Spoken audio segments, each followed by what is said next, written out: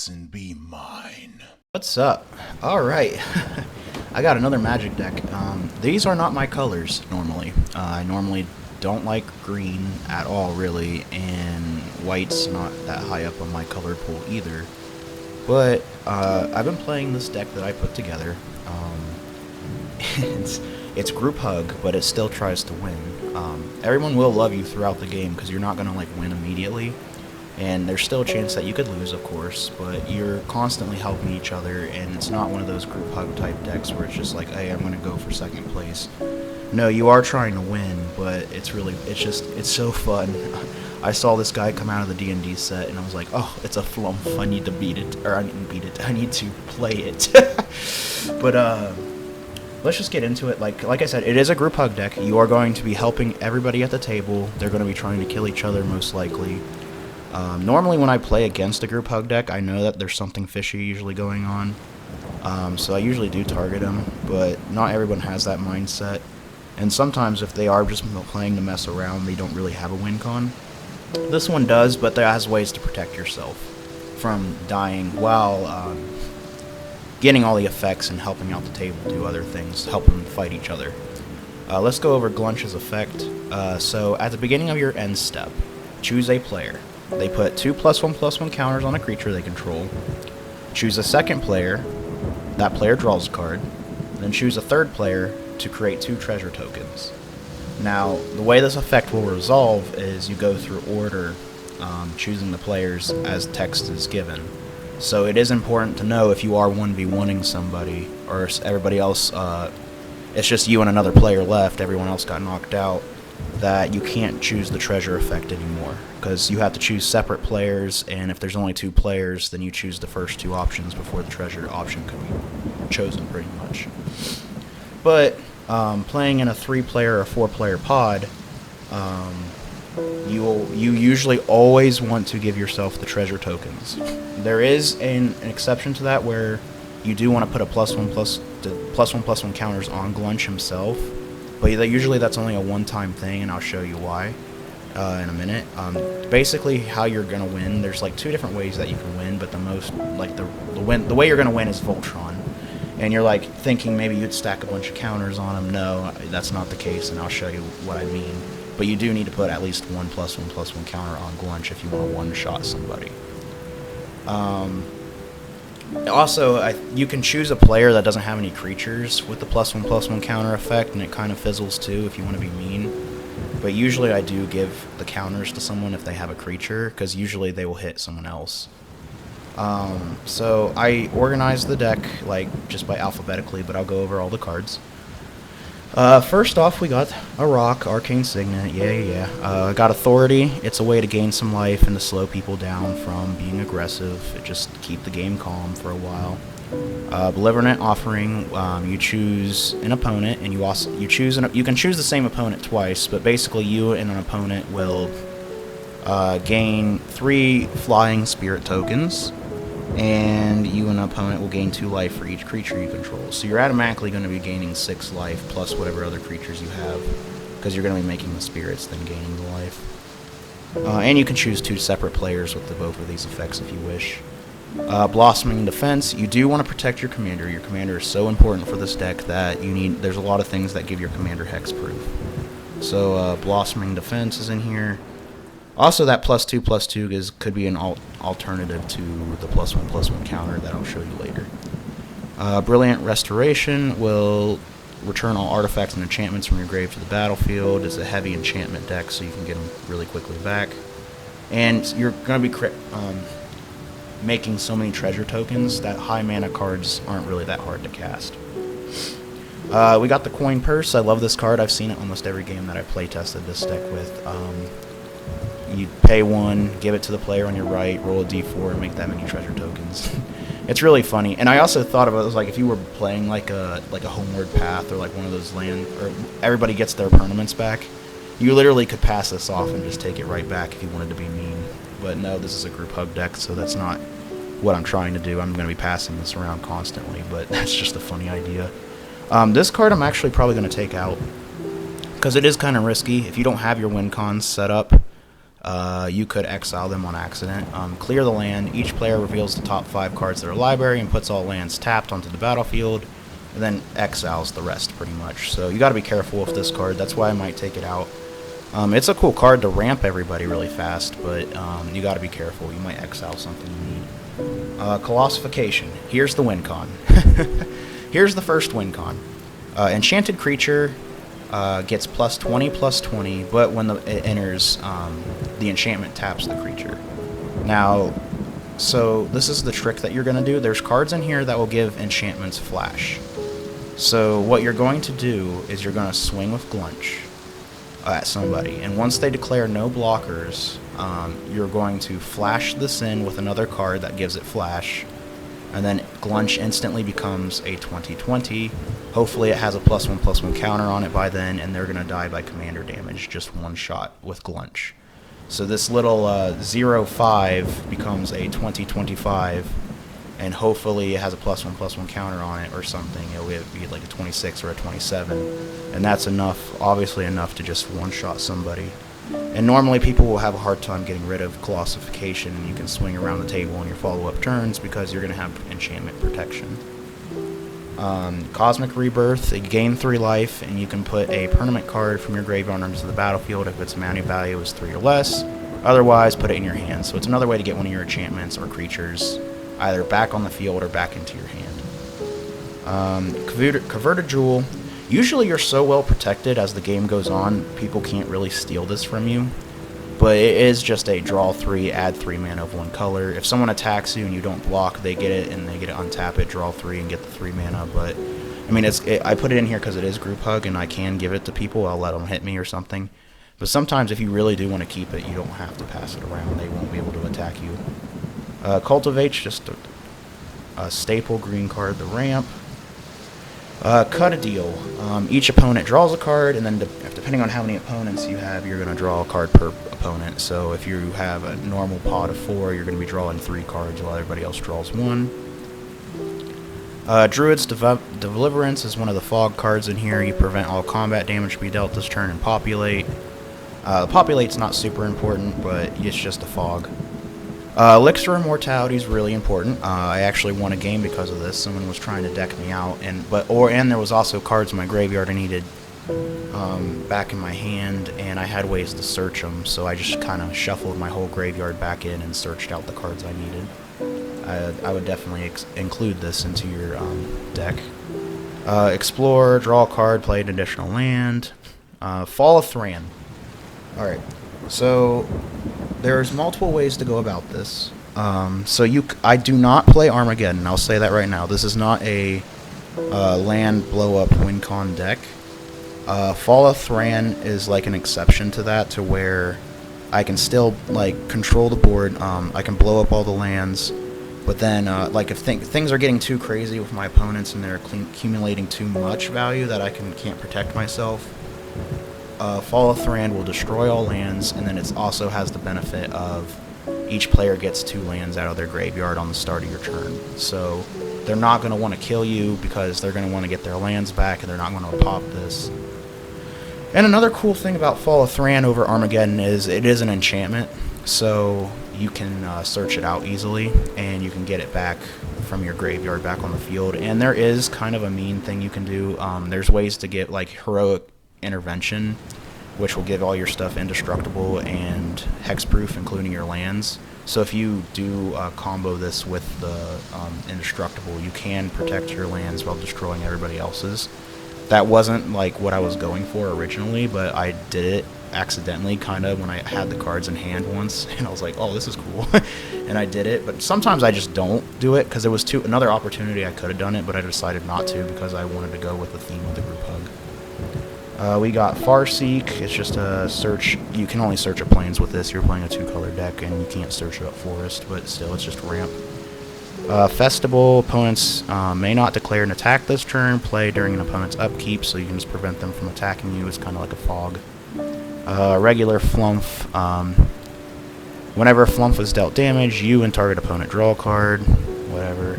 A regular fog. I got the Ghostly Prison to protect you, make them pay mana to try to attack you.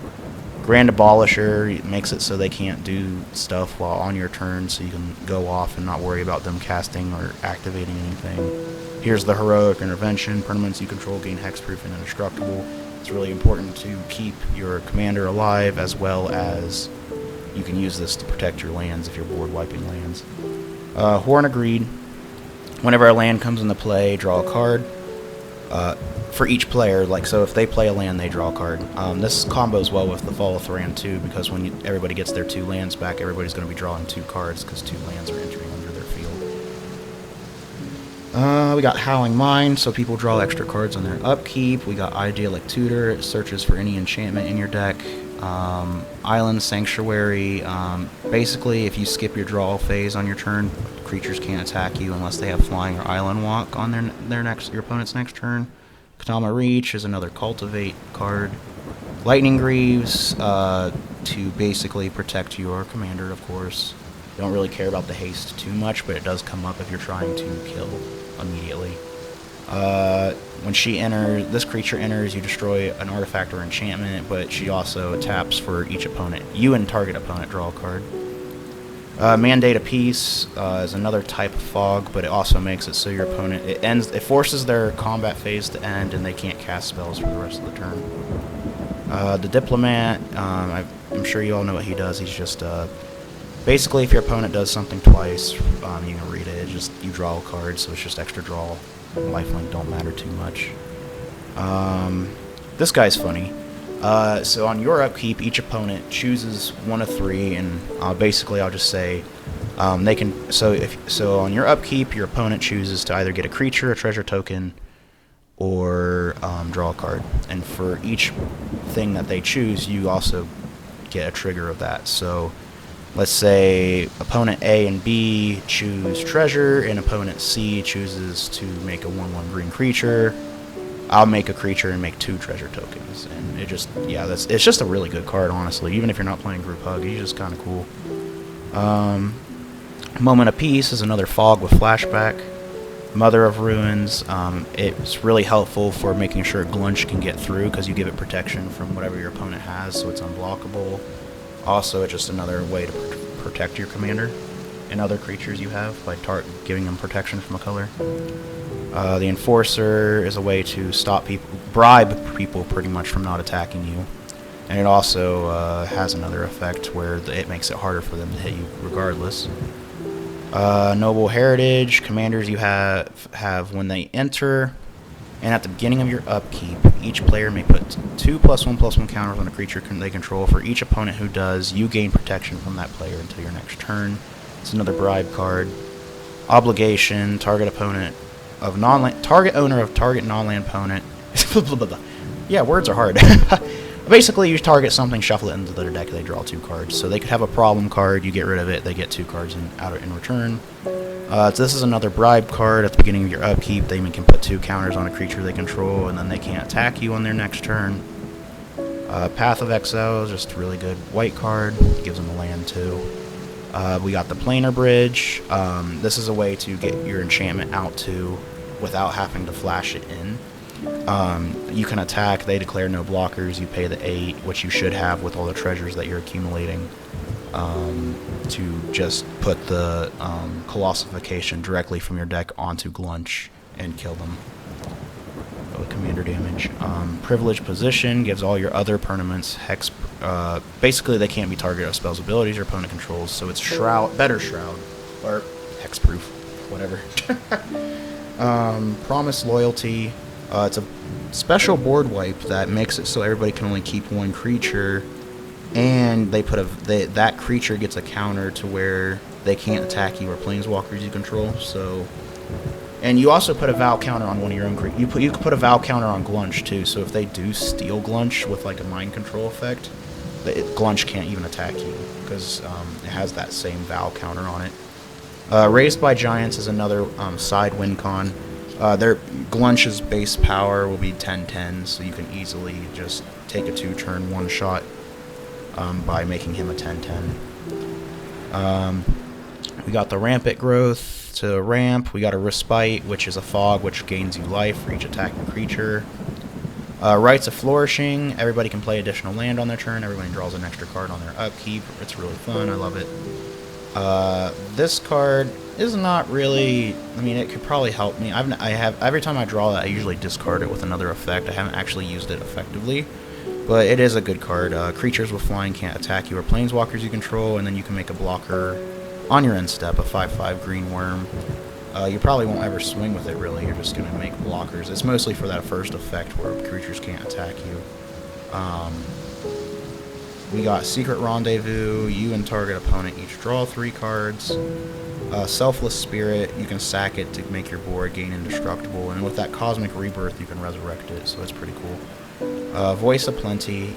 You basically have... You planeswalkers you control and other creatures have hexproof. And it's another way to put counters on your Gluntch with the 4 green. We got, of course, the Soul Ring. The Sphere of Safety is like a better Ghostly Prison. So if you have a Ghostly Prison in this, they're pretty much going to have to pay 2 plus whatever amount of enchantments you have to attack you in mana per creature. Spore Frog is a creature fog, so like you can sack it to basically get the fog effect, and you can res it with the Cosmic Rebirth or whatever else. Stave Off, target creature gains protection, so one mana, just give protection, really good. Starling Grove, enchantments you control can't be the target of spells or abilities. You can pay 1, sack it, search for an enchantment. We got the Swiftfoot Boots to give it haste, your commander haste and hexproof. The Swords of Plowshare, easy removal, give them life. Tamio's Safekeeping is target permanent gains hexproof and indestructible until end turn. Most of these, and you gain 2 life. Most of these cards say target creature. This one can protect can protect anything that's a permanent. Like your if someone's trying to blow up your Swiftfoot Boots, you can Safekeep it, and then they can't blow it up. Temple Bell, you can tap it, everybody draws a card, funny artifact. The Truce, it's like a curse kinda, but it's not really bad for the player, because basically you enchant someone on their end step, you both draw a card, and then this does leave the battlefield if you or that opponent attacks one another. So if I attack you or you attack me, this enchantment gets sacrificed. Timeless Witness returns a card from your graveyard back to your hand, eternalized, so you can get it again out of the graveyard. Together Forever, when it enters, support 2, which means you can put a +1/+1 counter of 2 target creatures. Pay 1, choose target creature with a counter on it. When that creature dies, return it to its owner's hand. So you can either add Gluntch back to your hand, or you can be nice to your opponents and say, oh, your creature died, here, have it back. This card I threw in here just to turn off annoying land effects. So all lands have add 1 mana of any color and lose all abilities. It's mana fixing for everybody, for 1, but they also can't do any annoying effects that will affect your lands. Or, well, basically if they have like, what's that zombie one? Basically, yeah, just their lands tap for anything, but it don't do anything else other than that. And then this is the card that gives everybody can cast creatures and enchantments as basically with flash. So you can attack and then flash in your 20/20 enchantment to kill somebody, because it's already tapped and attacking. It's not gonna. Yes, it says it would tap it, but as long as you sequence things right, you can still get the swing in without having to worry about the downside of the tap effect. So something else I wanted to say about this deck is I was still working with it. I'm having so much fun with it. I just wanted to share it. There's more cards that I was like going to take out and put in, but I don't know if I'm going to mess with it too much more. I've been playing it a lot and I like it. I've actually won. I haven't played like a 4-player pod yet, so I will say that. I've been playing 3-player games, but I think, let's see, out of the 5 games I played, I won 3 of them, and I've been messing around with it some more, just showing people they like it. Once they know what you're going to be doing to like win the game, it makes it a little harder, because in future games they're going to know what to watch out for, but it definitely is a surprise, especially if you sit down and say, hey, I'm playing Group Hug, and it is group hug, and then they're not expecting anything, and then you one-shot them out of nowhere. It's a funny surprise. And like I said, normally it's not my colors, but Gluntch is my man. Or should I say jellyfish.